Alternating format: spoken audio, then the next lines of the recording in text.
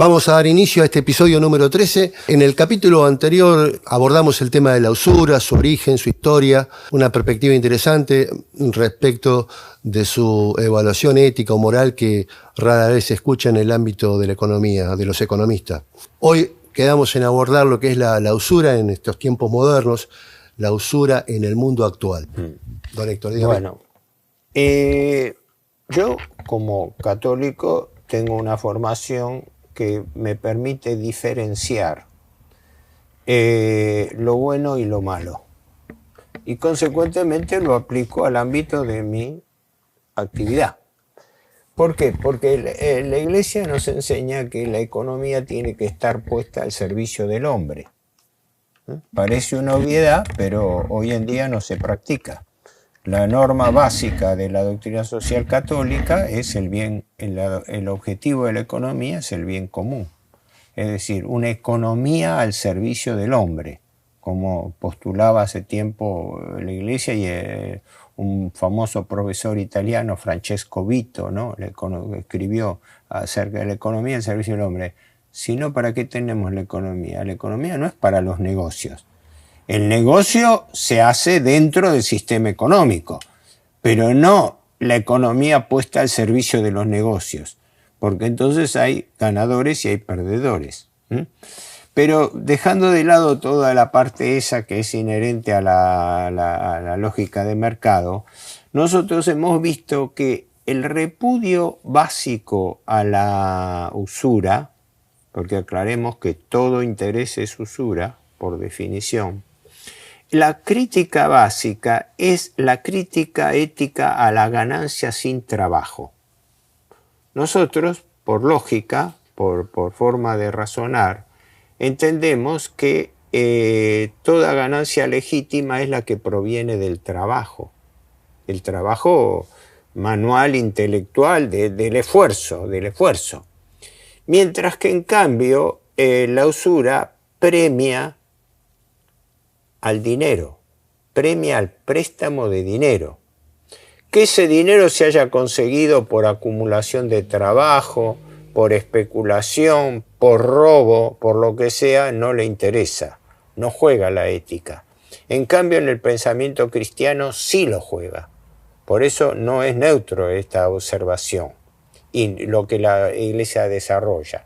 Y lo más importante es esto, que ya lo habíamos señalado en el programa anterior, pero que hay que tenerlo presente como clavado así con un martillazo, que es la famosa cita del demonio. Lo más importante del sistema capitalista, que es el negocio de la usura, el negocio del préstamo a interés y sus implicancias, está ausente en el debate público. No es secundario, no es menor. De todo se habla, pero del problema de la usura no. Nadie lo menciona, es verdad.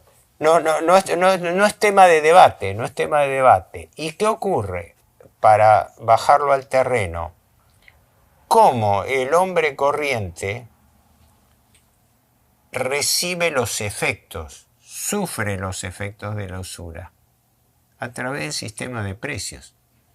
¿Por qué? Porque cuando un comerciante cualquiera establece su estructura de costos del producto que va a vender en función de cuánto le cuestan los insumos y cuánto quiere ganar sobre esos insumos, es decir, la estructura básica, ¿verdad? Estructura de costos para producir algo, más la ganancia que quiero tener, me da el precio que le cobro al consumidor, ¿no? Pero dentro de esa estructura de costos hay un rubro que es el coste financiero. Yo uso la palabra coste, en español usan coste más que costo y es más adecuada, es más propia, ¿no? Como nosotros hablamos mal el español, entonces, no, pero yo prefiero hablar cuando es posible de coste financiero. Es decir, hay un coste financiero implícito en el sistema de precios, del cual nadie habla. Porque todo el mundo se rasga las vestiduras diciendo, aumentan los insumos. Y si los insumos son importados, peor, porque vienen insumos y tengo que multiplicarlo por el tipo de cambio. Está bien. Y además yo tengo dentro de la estructura de costos mía los impuestos. Perfecto, todo bien. Pero nadie habla media palabra del costo financiero en la estructura de precios. Es notable. Se habla de todos los costos, pero no se habla del costo financiero. Incluso técnica, académicamente, profesional, técnicamente, hay algunos que excusan equivocadamente o intencionalmente, según cómo se interprete, excusan diciendo que en realidad como el préstamo hoy en día es tan caro, las empresas recurren poco al préstamo. Sí, eso puede ser válido para el pequeño comerciante que vive con sus ahorros, aunque también cuando va y tiene que afrontar un descubierto en el banco, también tiene que sufrir usura, ¿verdad? Porque no le prestan gratis, le prestan con usura, ¿no? Y en general, también para expandir un negocio, o lo hace con utilidades o tiene que invertir a cuenta con un préstamo para hacerlo, ¿no? Pero, en cambio, las grandes empresas, los grandes grupos empresarios fabricantes, esos sí están súper endeudados, ¿verdad? Y ese coste financiero que tiene la empresa madre, la empresa productora, se traslada al sistema de precios, ¿no? Voy a poner un ejemplo, no porque yo como consumidor también soy consumidor de productos que fabrica una de las principales empresas argentinas, todas, ¿no? Pero una de las principales empresas argentinas de alimentos es Arcor de Córdoba, ¿no? Y Arcor es una empresa que está con dificultades financieras, desde el punto de vista que está altamente endeudada. Está emitiendo obligaciones negociables que son formas de integración de capital eventualmente, pero son deudas, ¿verdad? Y que esa deuda que toma el fabricante original la traslada a los precios. Pero nadie habla media palabra de cuánto es el coste financiero que está implícito en los productos de góndola que después compramos en el supermercado, ¿verdad? Las empresas automotrices, por ejemplo, también se financian con crédito externo. La deuda externa de empresas privadas, si no me equivoco, según las últimas informaciones del Banco Central, estaban en más de 45 o 50 mil millones de dólares, préstamos financieros. ¿Qué quiere decir? Que esas empresas se están endeudando en el exterior para hacer fabricación local. Desde el punto de vista de la producción, bienvenido. Pero eso no es neutro. Ese coste financiero, esa usura que las empresas pagan, la trasladan a los precios. Entonces, esta es la primera observación. Cómo la usura no es algo ajeno, sino está inserto en el sistema de precios. Esto es muy importante. Es muy importante porque entonces estamos lamentándonos los impuestos, las retenciones, que son una forma perversa de impuestos en realidad, ¿no? Las tarifas, los costes en general, todo de eso, todo lo lamentamos. Y del coste financiero no. Bueno, eso... Estas, en la mayoría, son empresas extranjeras. No necesariamente. Las empresas extranjeras, ¿en qué sentido? Las que tienen deuda en el mercado internacional. No necesariamente. Lo que pasa es que las principales empresas del país son extranjeras. A eso voy.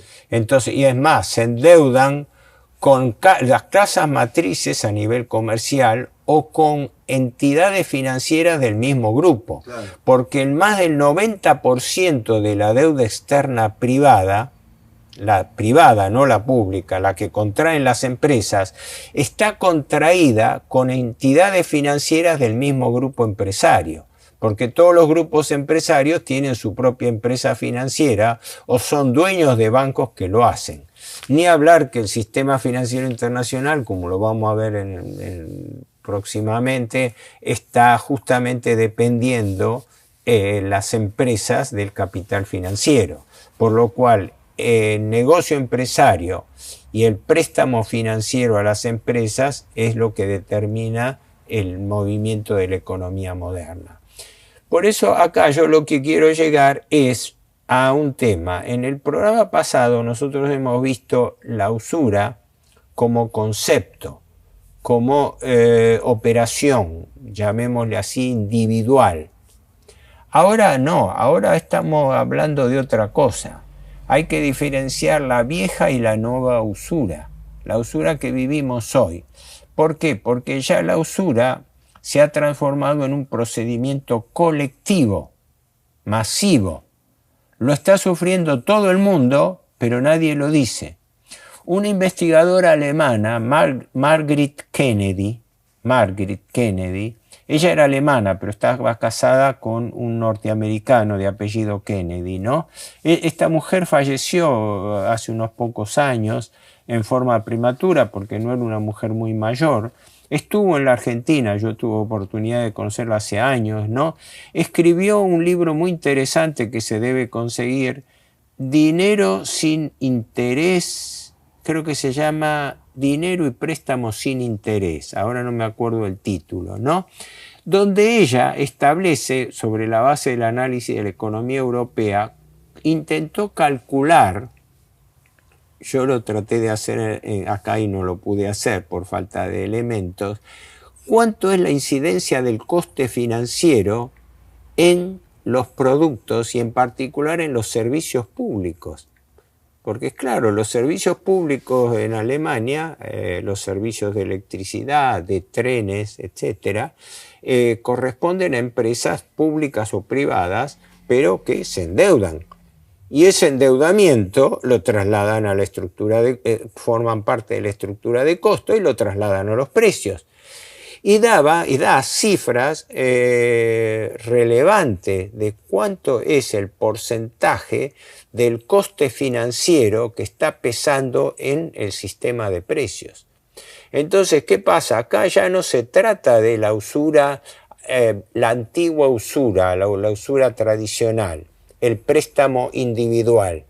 Ya se trata del préstamo que influye a nivel colectivo a través del sistema de precios. ¿Me explico? Sí, claro. Es decir, en la tarifa de los servicios públicos, claro, gran parte de lo que uno paga es amortización de deuda financiera. Exacto, porque cuando nosotros pagamos servicios públicos, creo que lo he mencionado cuando hablamos de inflación, no nos olvidemos que todo el mundo se lamenta de la inflación de los precios, pero los servicios públicos, las tarifas de luz, gas, etcétera, tienen también un componente impositivo, por el cual nosotros, las tarifas, también llevan impuestos. O sea, el componente impositivo de las tarifas también se aumenta. Y el componente impositivo de las tarifas depende del gasto público. Y el gasto público en un país superendeudado también se transmite al sistema tributario, que es un sistema de exacción sobre el ciudadano para compensar gasto público.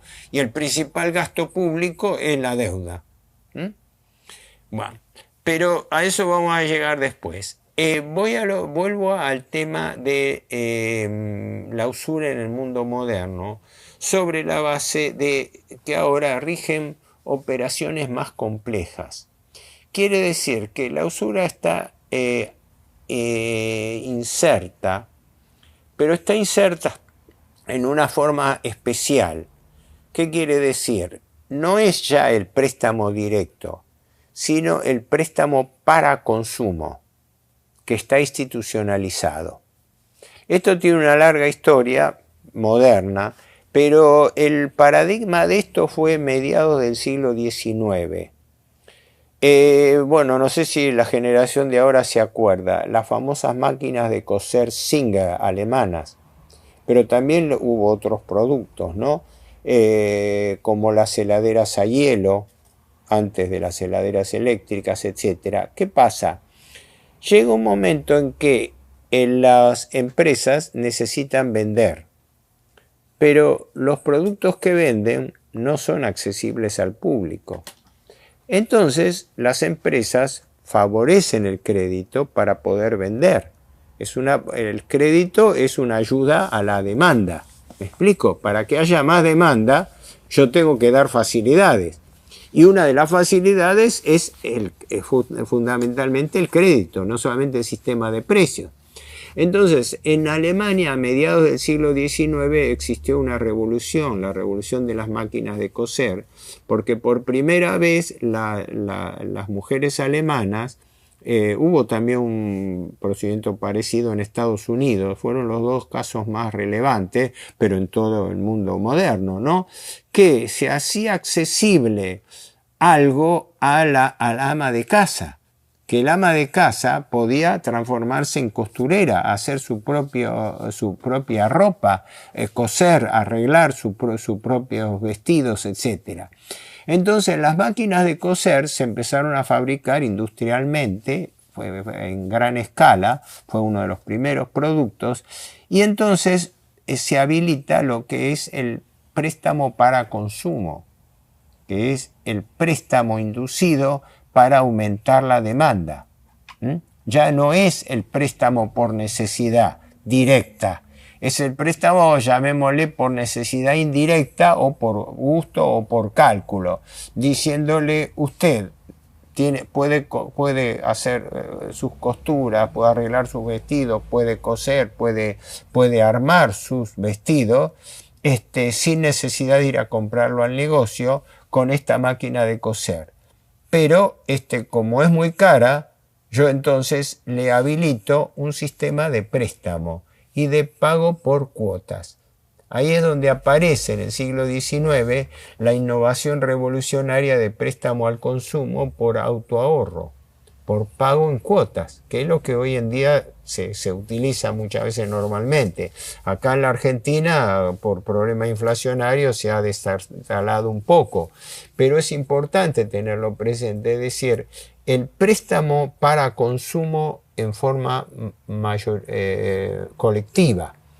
Y generalmente se hace por contratos de adhesión. Los contratos de adhesión es cuando vos firmás un mamotreto así, no sabés lo que dice la letra chica, pero es firme. ¿Usted quiere comprar un auto? Bueno, para comprar un auto tiene que firmar este contrato. La gente ni llega a leer el contrato, como incluso con artefactos domésticos, etcétera. Firma lo que se llama contrato de adhesión. El contrato de adhesión es cuando a vos, el vendedor, te impone las cláusulas, mitigadas o no, buenas o malas, pero es eso o nada. Chau. Usted quiere comprar un auto, tiene que aceptar las condiciones de venta del auto, y lo mismo pasaba entonces. Pero ¿qué ocurre? No nos olvidemos que el préstamo se transforma así en un elemento económico de aumentar la demanda. ¿Me explico? Productos que no pudieran ser normalmente comprados, gracias a un sistema de crédito lo pueden hacer. Pero el sistema de crédito, a su vez, no es gratuito. Conlleva usura. En donde la empresa, aparte de trasladar los costos de usura que tiene la empresa, le cobra usura al comprador. ¿Me explico? Pese a que es en su beneficio, porque si no, digamos, si todas las operaciones se hicieran a crédito, la gente tendría que atesorar y todo. Entonces, la gran revolución financiera fue: no ahorre usted para juntar y comprar. Compre ahora, como dice, paga después. ¿Paga después cómo? A través de un crédito, a través de una financiación normalmente blanda, a pagar en 1, 2, 3 años. Cuando se trata de préstamos hipotecarios se puede hablar de 20, 30 años, que es lo que normalmente se utiliza en el mundo y se trata de volver hoy en día en la Argentina. Pero me explico, acá ha cambiado en el mundo moderno el concepto de usura. La usura ha sido incorporada al sistema de precios y a su vez dentro del sistema de precios que carga la usura existe el mecanismo de comercialización con usura, es decir, la comercialización con interés por préstamo al consumo. Esto es muy importante porque en realidad se ha pasado en distintas etapas. La primera etapa es la etapa del préstamo individual, personal, típico, característico, al préstamo colectivo. Pero también un préstamo colectivo anónimo, porque ya se establecen condiciones de contrato de adhesión donde ya se establece condiciones tales que si la persona no paga, inmediatamente es demandada, es objeto de alguna penalidad, ¿no? Y allí es donde se produce la interrelación entre las empresas y los bancos prestamistas, porque muchas veces justamente para poder acceder a esos productos se necesita un préstamo bancario, ¿no? Ni hablar para comprar propiedades y otro más, que la gente necesita préstamo. La gente pudiente no, pero la gente normalmente que necesita llegar a un auto, llegar a una vivienda, sí lo necesita. Entonces aquí hay que tener presente lo siguiente, que la usura en el mundo moderno está caracterizada primero porque el préstamo de personal ha devenido colectivo. Ya hay un sistema operando en eso, ya no es algo excepcional, ya toda la gente paga crédito. Y lo vemos diariamente, que el ejemplo usual y característico es lo que pasa con las tarjetas de crédito, las distintas tarjetas de crédito. Sí, se pueden utilizar como moneda corriente si uno usa tarjeta de débito, pero si uno utiliza tarjetas de crédito a más de una cuota, ¿no? Porque al mes no llevan interés, pero bueno, y sobre eso a su vez se pagan impuestos, porque las tarjetas no son totalmente gratuitas, y además devengan una comisión, por la cual hay un negocio bancario de por medio, con lo cual en todos esos costes son costes financieros que están metidas dentro del sistema de precios. Y de allí que yo recuerdo siempre el tema del concepto de usura social. ¿Por qué eso? Porque desde el punto de vista de incorporar el coste financiero al sistema de precios, la usura, es decir, el interés que conllevan esos precios, transmite a un problema de usura social. ¿Por qué? Porque todos estamos pagando usura en alguna medida. Cualquiera sea la cosa que compremos, lo que hagamos con nuestro dinero. La usura social ya fue observada y condenada en la famosa encíclica Rerum Novarum del Papa León XIII en 1891, referida a la cuestión obrera, donde también se refería a la usura social por esto de que creo que comentábamos en el programa anterior. En Europa, en Italia en particular, la usura es todo abuso de precios. Ojo, todo abuso de precios se considera usura. Por eso mencionaba el movimiento del padre Rastrell y otros más. Y nosotros estamos frente a esa situación porque tenemos un mercado asimétrico. La gente no fija los precios son fijados unilateralmente por las empresas.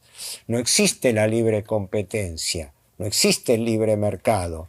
250 empresas formadoras de precios son los que determinan los precios de mercado.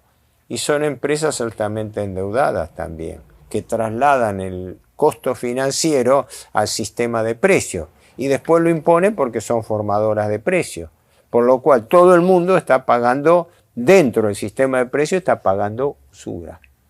Esto es importante señalarlo porque convivimos con esa usura, y esa usura no solamente es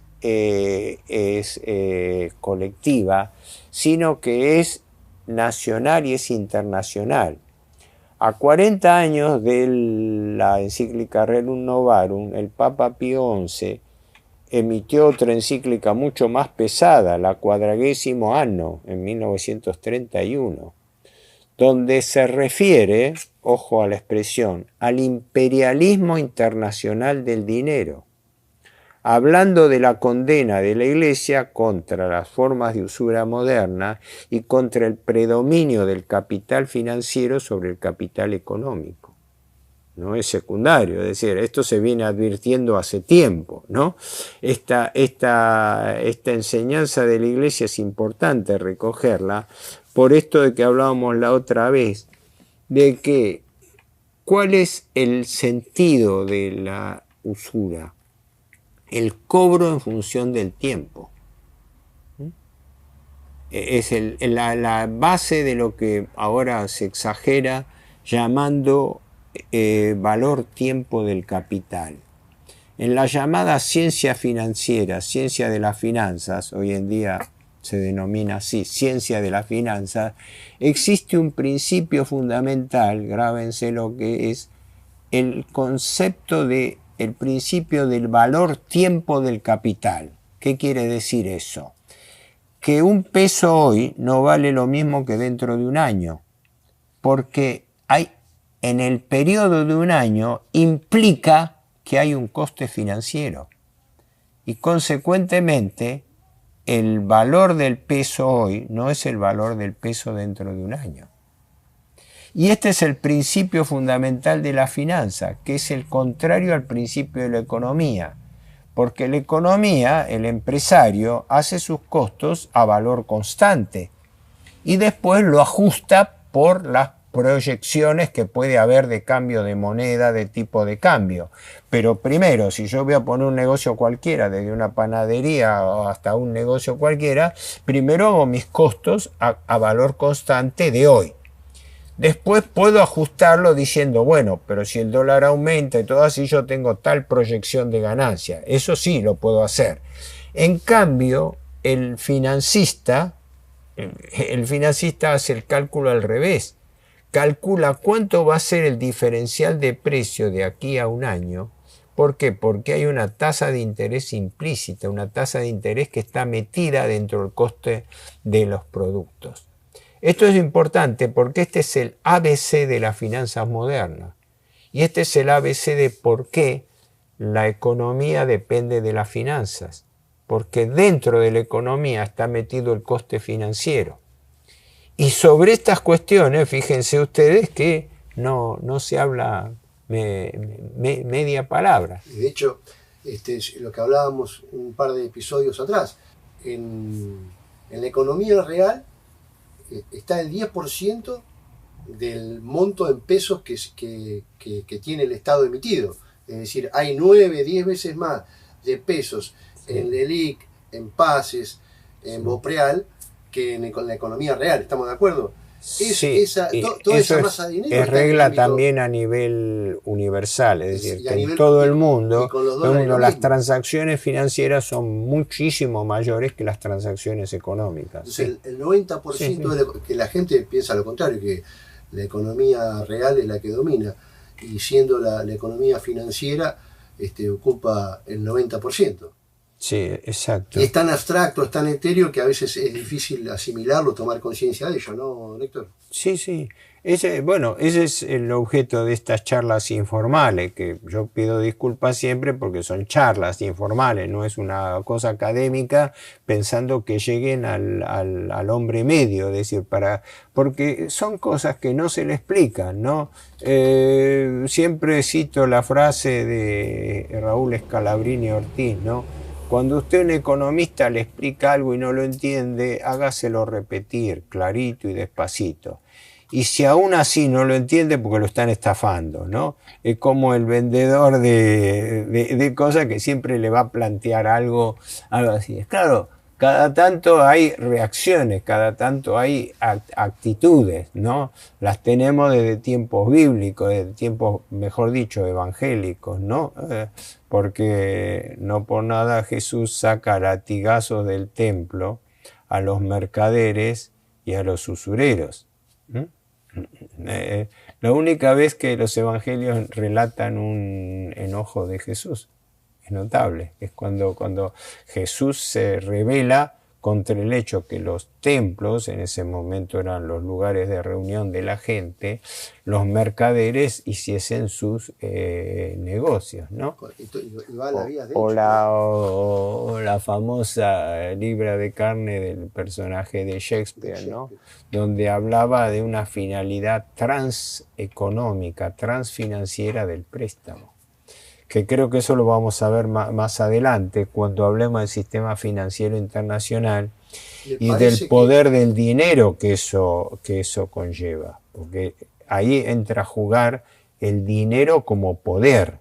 Es decir, cuando los grupos empresarios ya no solamente arman sus planes de negocios, sino también se proyectan a las estructuras de poder e influyen sobre las estructuras de poder del Estado. Don Héctor, me parece espectacular. Quedamos así para la semana que viene. Vamos a tratar esto que plantea de la estructura financiera internacional y quiénes son los operadores en este juego de las finanzas internacionales que se lleva el 90% de esta economía financiera, especulativa y usuraria. ¿Nos vemos la semana que viene? Sí, de acuerdo. Gracias.